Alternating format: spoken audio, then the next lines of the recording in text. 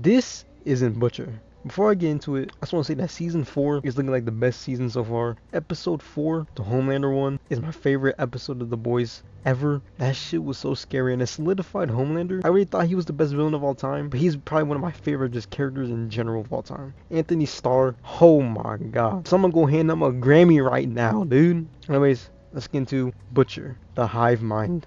With The Boys Season 4, Billy Butcher is on a weird path. At the end of Season 3, it was revealed that his Temp V uses cause a mass to form in his brain that is actively killing him day by day, to the point where he only had 6 months left to live. But now, in Season 4, it was revealed a couple months later, a couple weeks later, he took Permanent Compound V. Now this Permanent Compound V is where this all stems from. He now has superpowers that he doesn't know about, and it's all about this leech. This leech right here is the basis of what I'm going to talk about. This leech right here is his superpower. So let's analyze it. From everything we've seen, it's a parasite-like entity living inside of his body. He doesn't know of it yet, and he thinks he's just dying day by day by day. But it seems like this thing has a mind of its own. This is for a couple of reasons. One is the stuff from Butcher himself. When Butcher's like bleeding, it's not blood, it's this black goo. Literally, it's just black goo venom-like substance that is coming out of his ears, his nose, basically everywhere. It just isn't blood. That's what I want to talk about.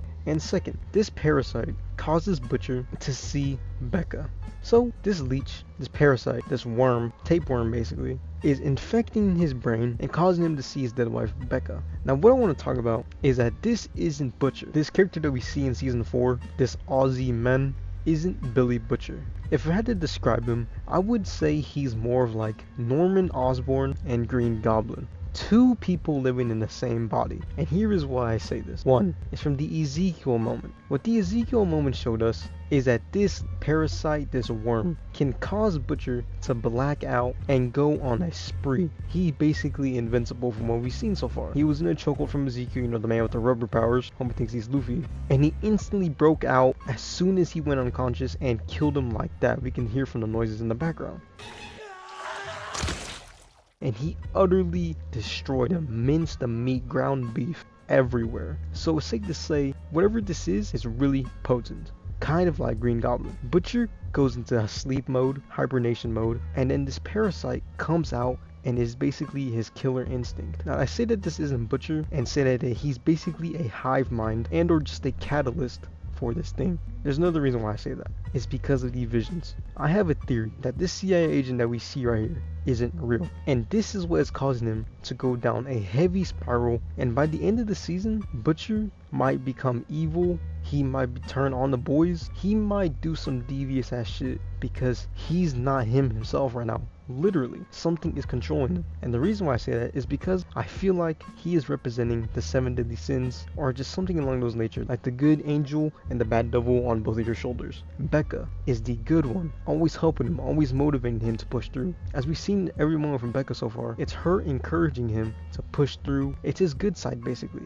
to not betray Huey, to motivate himself to say get up, you're not gonna die right here right now. Basically helping Butcher, that's his good conscience. And this CIA agent right here is the bad side of Butcher, the murderer side of Butcher. The side of Butcher that is eventually just coming out slowly but surely. And the reason why I say that is for plenty of different reasons. One, this man just randomly showed up. And from everything we've seen so far, it seems like nobody else can interact with him. Only Billy can. Now the reason why I say this is because of one. I may be looking too much into it, but I feel like this is a little bit of evidence. One, we see when he gets the white powder, you know, the drugs, it's already on the table. He doesn't hand it to him. And the reason why I point this out is because whenever Butcher grabs the cookie ingredients, we see him grabbing it from the box, going from the store, going to the house in front. So I feel like he subconsciously grabbed that. And the second one, which is in the news episode 5, is when he ties up Simone. I think that's his name. Now this very action right here is very weird to me. This whole episode in general, which is why I even made this theory in the first place, is very weird to me. One, it has this certain eerie vibe to it. Butcher looks like he's on like killer instinct, especially that look at the end. But I want to point out this moment right here specifically. Oh, that's the classic Butcher. That's him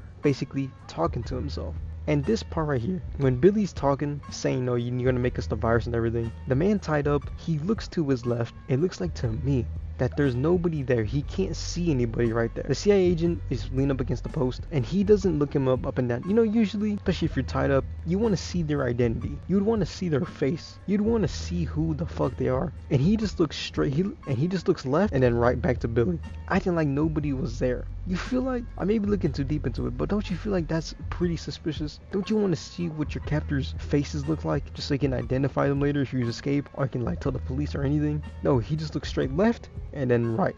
Almost like nobody was there, like Billy was talking to an imaginary person. And I say that this is his bad side is because from every single interaction we've seen of these two, it's the CIA agent basically telling Billy to go back to his roots, going back to his murderous ways. Go back to the person he once was, saying that, oh, we don't need the boys anymore, they're holding us back. Why didn't you do that to Ryan? I would raise my son up to be a murderer. Saying all of these terrible things, basically just murderous, evil ways. And especially episode 5.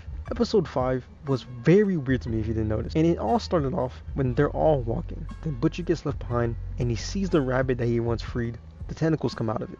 Now, this part is when I feel like the switch flipped. Because after this, you can just see the look in his eyes. Look at that look in his eyes. He doesn't look like himself. He looks like a straight up murderer. He looks so different. His eyes are red. They have a different hue to them. He just looks very off. And then his reactions too, to the shot, to everything, is very off. It's very creepy. It's very evil, sinister like to me.